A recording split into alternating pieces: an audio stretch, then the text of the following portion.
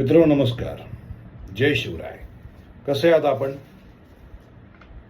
आपणा सर्वांना ठाऊक असेलच की ऑगस्ट महिन्यामध्ये मालवण जिल्हा सिंधुदुर्ग राजकोट किल्ल्यावर आपणा सर्वांचे दैवत राजे शिवछत्रपती महाराज यांचा पुतळा दुर्दैवाने कोसळला गेला होता. त्यानंतर पुढे काय झालं? पुतळा कोसळला. हा पुतळा का कोसळला, कसा कोसळला, याला दोषी कोण, आरोप प्रत्यारोपाच्या फैरी झाडण्यात आल्या. भारतातील तमाम नागरिक, शिवप्रेमी यांच्या भावना देखील दुखावल्या गेल्या.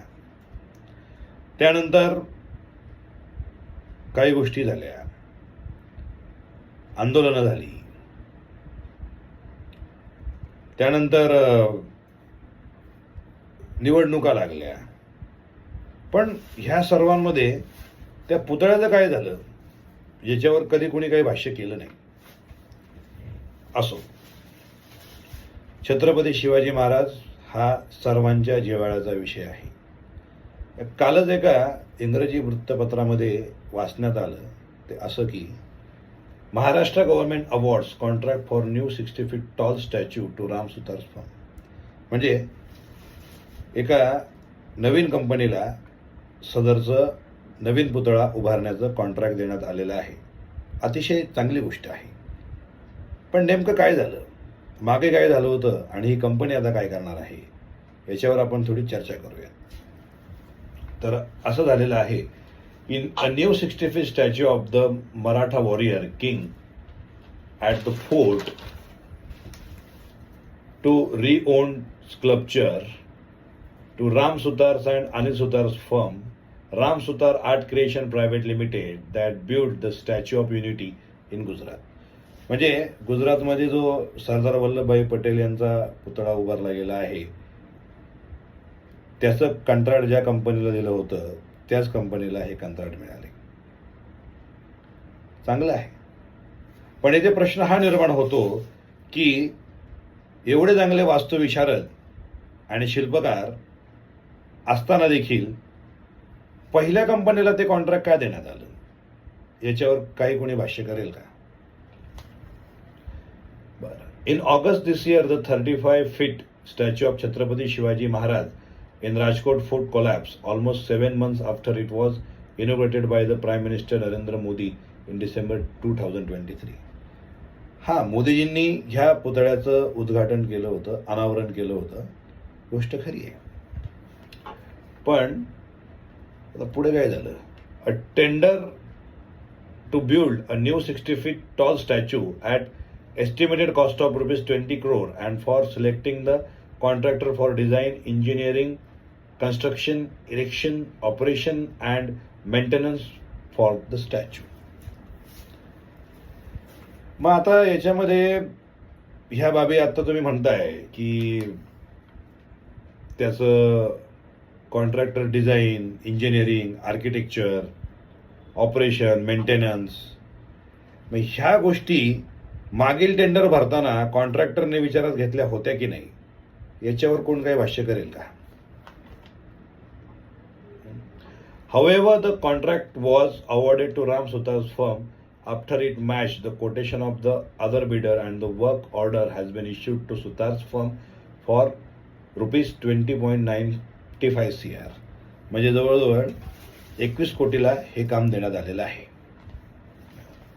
काय करणार आहे त्याच्यामध्ये ते की the work order has been given to Ram Sutar arts creation and the statue will have to be completed within 6 months. 6 महिन्यामध्ये सदरचा पुतळा तुम्हाला पूर्ण करायचा आहे. When contacted, Anil Sutar confirmed the work order has been issued to his firm and that the statue would be 60 feet tall and made of bronze metal with 8 mm thick cladding. हाच महत्वाचा मुद्दा आहे की आता तुम्ही ब्रॉन्झचा पुतळा बनवणार आहात, 6 महिन्यामध्ये पूर्ण करणार आहात. ज्या वेळेस मागील कंपनीला कॉन्ट्रॅक्ट दिलं होतं त्यावेळेस सदरच्या कॉन्ट्रॅक्टरला किंवा जेव्हा ते टेंडर बनवलं तेव्हा भरताना एक मुद्दा का लक्षात आला नाही की हा पुतळा समुद्रात म्हणजे समुद्र किनाऱ्यावर उभारण्यात येणार आहे. तर समुद्र किनाऱ्यावर हवा खारी असते, हवामान दमट असतं.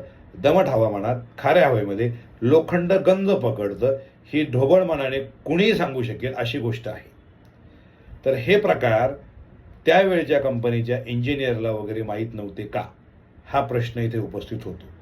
त्यांनी त्यावेळेस हा पुतळा ब्रॉन्झ धातूमध्ये बनवावा किंवा ज्या धातूला गंज लागणार नाही, ज्याला योग्य ते कोटिंग करण्यात येईल, अँटीरस्ट किंवा गंज प्रतिरोधक वापरून तो पुतळा का बनवला नाही, हा देखील प्रश्न येथे उपस्थित होतो. When contacted, Anil Sudar confirmed the work order has been issued to his firm and that the statue would be 60 feet tall. But the tender document says that the statue will have 100 years guarantee and the contractor will have to carry out maintenance and repair of the statue for next 10 years after the construction. हा पुतळा कोसळला गेला. त्या कॉन्ट्रॅक्टरने किंवा त्या कंपनीने काय guarantee दिली होती की इतकी वर्ष हा पुतळा असेल. ही कंपनी 100 वर्षाची गॅरंटी देते आणि हेच कॉन्ट्रॅक्टर, हीच कंपनी असं देखील सांगते की पुतळ्याची देखभाल आणि दुरुस्ती पुतळा बांधून झाल्यावर 10 वर्षांनी आम्ही करणार आहोत. ह्या गोष्टी मागे का झाल्या नाहीत, हा देखील प्रश्न महत्वाचा आहे. तर त्यानंतर the project will be executed under the guideline of IIT Bombay and experienced agencies will be given that task of building the statue.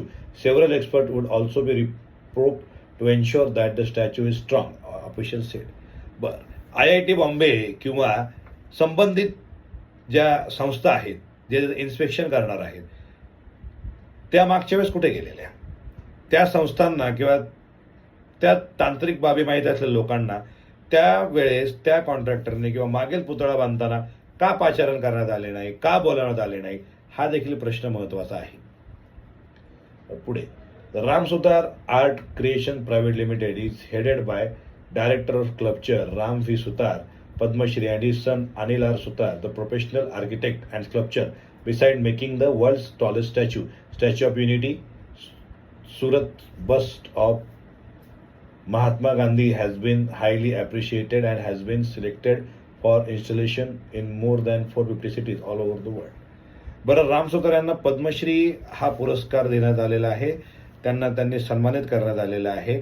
तर मागील पुतळा बांधताना अशी कंपनी किंवा अशा प्रकारचे आर्किटेक्ट, वास्तुविशारद, शिल्पकार हे कुठे गेले होते? म्हणजे हे ठरवून झालं मागच्या वेळेस की जाणून बुजून झालं, हा देखील प्रश्न इथे उपस्थित होतो. आता जे झालं ते झालं आहे, पण फार चुकीचं झालं. आता सरकारने किंवा कॉन्ट्रॅक्ट घेताना हा जो काही विचार केलेला आहे, हा विचार मागील वेळेस होणं गरजेचं होतं. कारण काही जरी झालं, नवीन पुतळा जरी उभारला गेला, नवीन पुतळा उभारणं ही खूप आनंदाची गोष्ट आहे, पण तमाम शिवप्रेमींच्या भावना दुखावल्या गेल्या, त्याचं काय? याचा विचार कोण करणार? असो, आता कॉन्ट्रॅक्ट मिळालेला आहे. सदरील कंपनी आणि शासन याची खबरदारी घेईल. चांगल्या प्रकारे पुतळा उभारण्यात येईल, पुतळ्याची देखभाल करण्यात येईल. आता तमाम शिवप्रेमींच्या मनाला ठेस पोचली आहे, पण किमान याच्या पुढे शिवप्रेमींच्या मनाला ठेस पोचणार नाही याची काळजी शासनाने आणि संबंधित कॉन्ट्रॅक्ट मिळालेल्या कंपनीने घ्यावी, हीच विनंती आहे.